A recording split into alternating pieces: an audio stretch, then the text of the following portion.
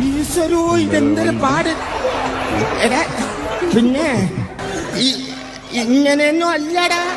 നിങ്ങളിപ്പോൾ കണ്ട പോലെ നമ്മൾ നോക്കാൻ പോകുന്നത് മാംഗോ സ്റ്റിക്കി റൈസാണ്.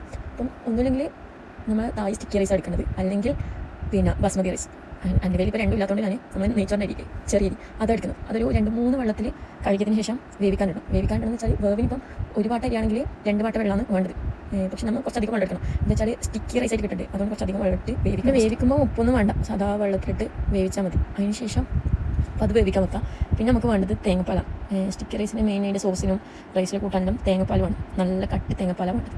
അപ്പം അധികം വെള്ളം ചേർക്കാണ്ട് തേങ്ങാപ്പാൽ എടുക്കാം. കുറച്ചധികം തന്നെ വേണം, ഒരു ഫുൾ തേങ്ങ എടുത്താൽ അത്രയും നല്ലത്. അങ്ങനെ തേങ്ങാപ്പാലെടുത്ത് നല്ലോണം അതിന് കട്ടി തേങ്ങാപ്പാലിന് വേണം, വെള്ളം കൂട്ടാത്ത തേങ്ങാപ്പാലിൽ ഒന്നും കണ്ടൻസ്ഡ് മിൽക്ക് അല്ലെങ്കിൽ പഞ്ചസാര. ഞാനിപ്പോൾ പഞ്ചസാര എടുത്തിട്ടില്ല, ഒരു 4-5 സ്പൂൺ പഞ്ചസാര. അപ്പം ആ സ്പൂൺ പഞ്ചസാരയിലിട്ട് ഒന്ന് ചൂടാക്കി എടുക്കണം. ചൂടാക്കി പഞ്ചസാര അരിയാനിൽ ചൂടാക്കിയിട്ട് എടുത്തിട്ട് അതിൽ നിന്ന് ഒരു 2-3 സ്പൂണ് വേവിച്ച റൈസിലേക്ക് ഒഴിക്കാം.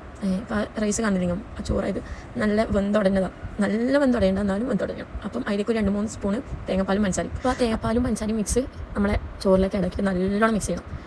ഒന്ന് ടേസ്റ്റ് നോക്കിയിട്ട്, ടേസ്റ്റ് ബാലൻസ് വേണമെങ്കിൽ ഒരു പിഞ്ച് ഉപ്പിടാം. ടേസ്റ്റ് ബാലൻസ് നോക്കിയിട്ട് ഇട്ടാൽ മതി. ഇപ്പോൾ നല്ലോണം മിക്സ് ആക്കണം എന്ന് പറഞ്ഞാൽ എല്ലായിടത്തേക്കും ഇതാണ്. എന്നിട്ട് ഒന്ന് അടച്ചു വെച്ച് കഴിഞ്ഞാൽ നമ്മൾ അടുത്ത പരിപാടി കഴിയുമ്പോഴത്തേക്ക് നമ്മളെ സ്റ്റിക്കി റൈസ് ഒന്ന് റെഡിയാവും. പിന്നെ നമുക്ക് വേണ്ടത് വെച്ചാൽ 2 സ്പൂൺ കോൺഫ്ലവർ നമ്മളെ തേങ്ങാപ്പാലും പഞ്ചസാരൻ്റെ മിക്സില്ലേ നേരത്തെ ബാക്കി അതിൽ ഒഴിക്കാം. എന്നിട്ടൊന്ന് കുറുക്കിയെടുക്കണം. അതാണ് നമ്മളെ സ്റ്റിക്കി റൈസിൻ്റെ സോസ്. അതൊരു സോസ് പരുവത്തിൽ കിട്ടാനാണ് നമ്മൾ കോൺഫ്ലവർ ആഡ് ചെയ്യുന്നത്. നെക്സ്റ്റ് നമ്മൾ പ്ലേറ്റിങ്. അത് നിങ്ങൾക്ക് ഇഷ്ടമുള്ള പോലെ പ്ലേറ്റ് ചെയ്യാം.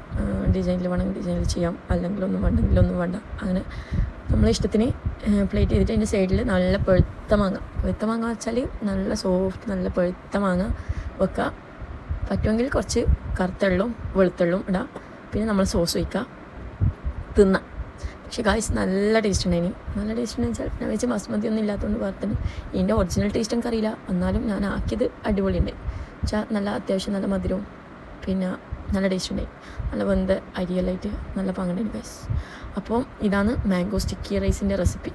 ഇനി ഇതുപോലത്തെ എന്തെങ്കിലും ചെറിയ ചെറിയ റെസിപ്പീസ് വേണമെങ്കിൽ do follow and comments, subscribe ചെയ്യുക. അപ്പോൾ ഗായ്സ് ഇതുപോലത്തെ ചെറുതിട്ടോ വലുതൊന്നും വേണ്ട.